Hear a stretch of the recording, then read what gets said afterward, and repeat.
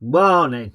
The following video might contain some spoilers for The Dish. I'm going to try my best not to ruin it because it's bloody good. So if you ain't watched The Dish and don't want spoilers about it, then watch it before you watch my review because it's great. It is great. Hey, I should have had a spoiler warning for my warning, shouldn't I? Because I've spoiled my ratings now. That won't be a surprise, will it, later on when I give it a good mark? But, and I'll be touching on some conspiracy theories again. Some conspiracy theories. Where's my tinfoil hat? I took that away. Okie doke. Hey up, ravers. Sam Neill sadly passed away last month. And as well as being a bloody good actor, the more you read about him, the more you find out about him, it seems like he was a bloody good bloke as well. And a lot of folk were very sad about his passing, me included. So I asked my ratings and ratings over on my Patreon page for their Sam Neill suggestions for the rotation review randomiser, so we could pay tribute to him. And I gave the wheel a spin, and it came back with a raised pick, which means I get the choice of any of the films that are on the wheel.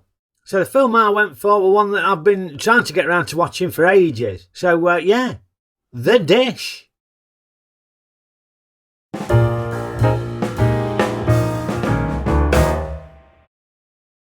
Yeah, thankfully this film ain't about grease-riddled crockery. Ugh, greasy. Come and see the real thing, come and see the real thing. No, The Dish is about the moon landings. Or more specifically, about this bloody great big satellite dish in Parkes, New South Wales, Australia. But what on earth does a bloody great big satellite dish in Parkes, New South Wales, Australia have to do with the moon landings? When astronaut Neil Armstrong lands on the moon, people all over the world will be watching television pictures provided by the radio telescope in Parkes. Thank you for that explanation, young lady. And she's right. Everybody were watching the moon landings, weren't we?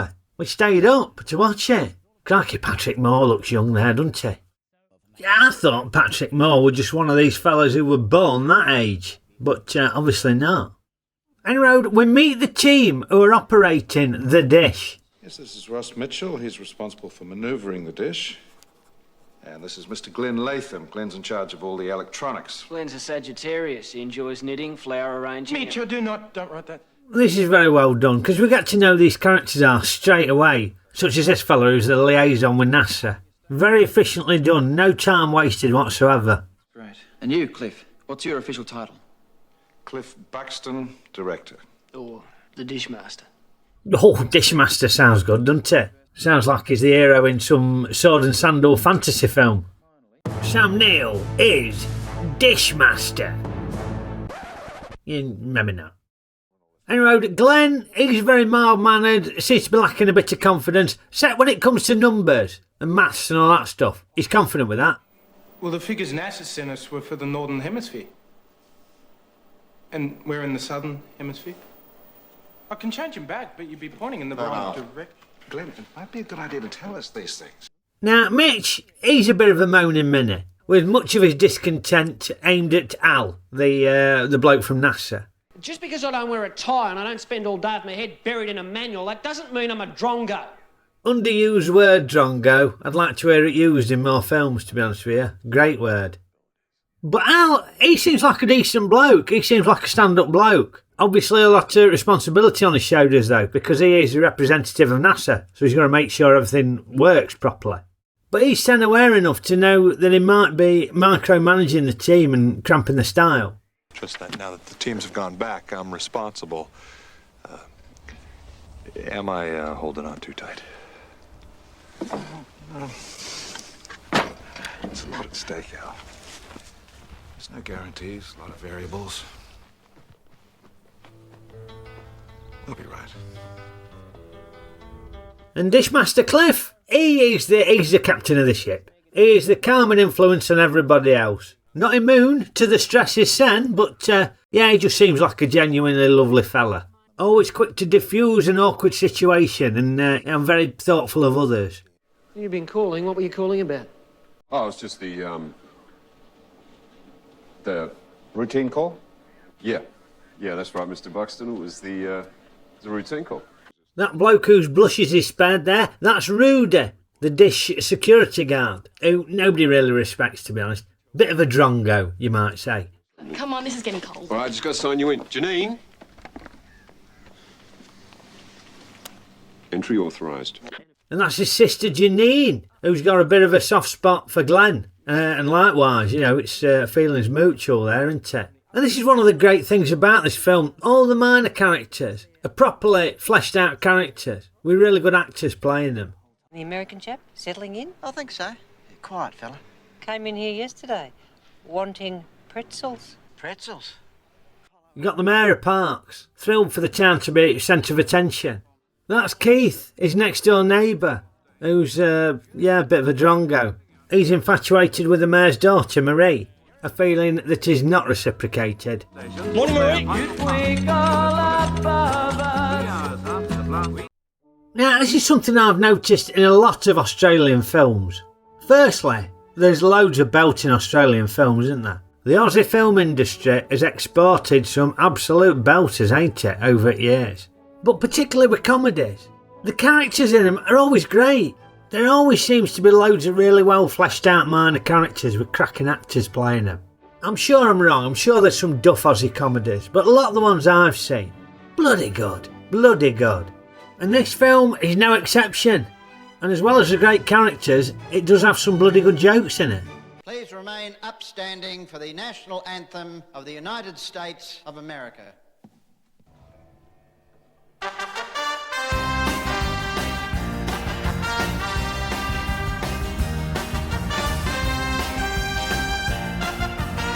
But it ain't without its drama. Our heroes, they've got to cope with power cuts, gale force winds, and unexpected visits from US ambassadors, all in aid of broadcasting these exclusive moon landing pictures to the world. Because everybody's fascinated by the moon landings, ain't they? Kids were fascinated by the moon back in the 60s, and folk are still fascinated by it today. Saw it recently, didn't we, with that trip to space? Everybody really excited about that one. But of course, this is another topic where you get your conspiracy theorists, ain't it? Did we even land on the moon? Or were it Stanley Kubrick filming it in a studio? There's a whole documentary on weird conspiracy theories about Stanley Kubrick films. I mean, some of the theories they come up with. Oof. The moon, the standard science textbooks said, and they still say, but now with lasers we've gotten a little better reading, but is that the mean distance of the moon from the Earth is exactly 237,000 miles. Well, that's bollocks for starters, because I've just done a quick Google and it's come up as 239,000 miles, so yeah, it's cobblers. So Danny stands up, he's got the Apollo 11 sweater on, he begins walking down the hallway towards room 237, and there's a key in the lock, and on the key is the words room and then the word NO, which is an old acronym for number, so room number 237, except that the only capital letters on the key are ROOM and then the N from the acronym NO. And if there's only two words that you can come up with that have those letters in them, and that's moon and room. No, that's wrong. You can have more as well. More, as in... Keep clear of the moors. Yeah, so that fella's talking absolute bollocks, isn't he? And Road, another great thing about the dish is the music. Lots of late 60s hits.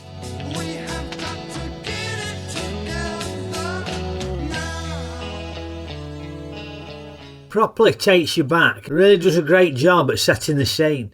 And spoiler alert, they do land on the moon, and the Parks dish is able to relay the pictures of Neil Armstrong's historic moonwalk and his giant leap for mankind.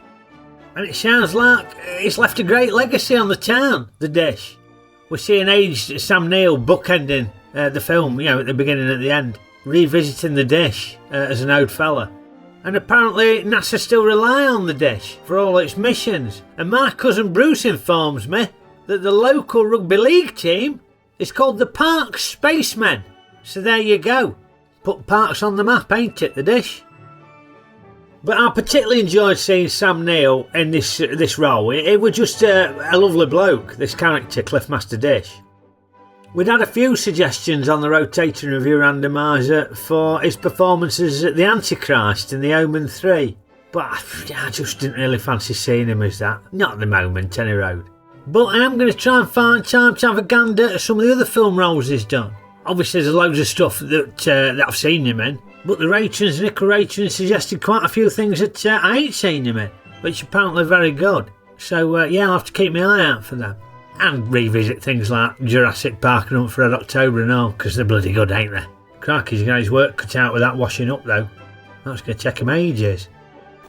Ugh, greasy.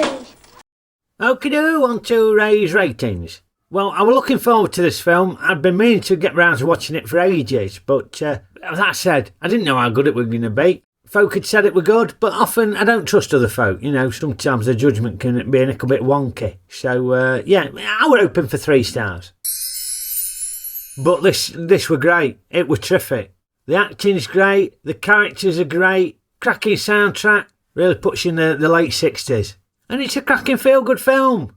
Obviously we're reviewing this under sad circumstances because Sam Neill's passed away, but it was great to see him playing a lovely fella, as opposed to the Antichrist in The Omen 3. So, yeah. So I'm rating The Dish a 4.5 star, 3-star film. Well, long-standing ravers who are watching will know that I like my brain teaser challenges. And I feel that conspiracy theory bloke, what was how there's only 2 words in room number, I feel like he's laid down a challenge really. So we're going to do like a boggle thing. You can join in at home. We're going to give ourselves 30 seconds to find as many words as we can with them capital letters what he had. So not the ickle O on number, but the room and the N. Yeah. Got to be at least 3-letter words. So start the clock. Right. It's not a lot, admittedly, is there? Oh, yeah, that'll do. I'm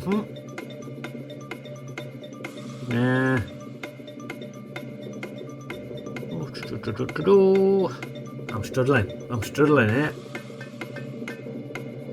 Oh, yeah. Sugar, lemon, right, you bum. Right, how did you do? Well, we know moon and room are in there and more. We already know about them, don't we? So what else did you get? Well, I got moo. Is that allowed? Cow noise? Moo. I got roo. I don't know if you're allowed that either. Short for kangaroo. Like I say, there's not a lot. And of course, the other one I got, which unsurprising that this bloke missed it, to be honest with you. Moron. Yeah. Also wondered what other words you could get out of the dish. And you can get shithead. So, yeah.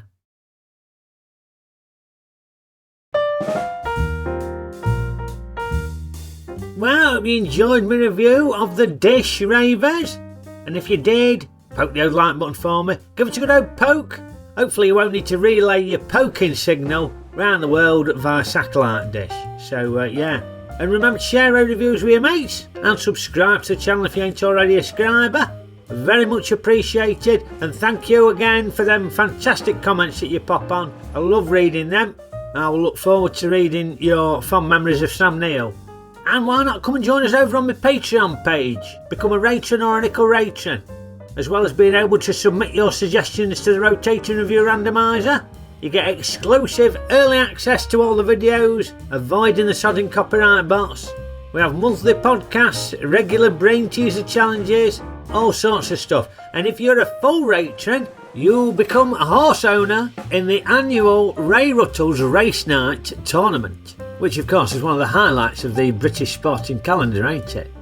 You'll be able to name your horse and have your own personal avatar, and you will be part of the thrilling action. Deadline for entries is the end of September, so you've got to basically be signed up to full patronage before the end of September to be in the Race Night tournament. I will pop some links in the description below to my Patreon page and also to last year's Race Night Grand Final, so you can catch up on the thrilling action there, see what you missed out on. And copyright bots permitting, I'll be back with another review for you very soon. So I will see you next time. Okie doo!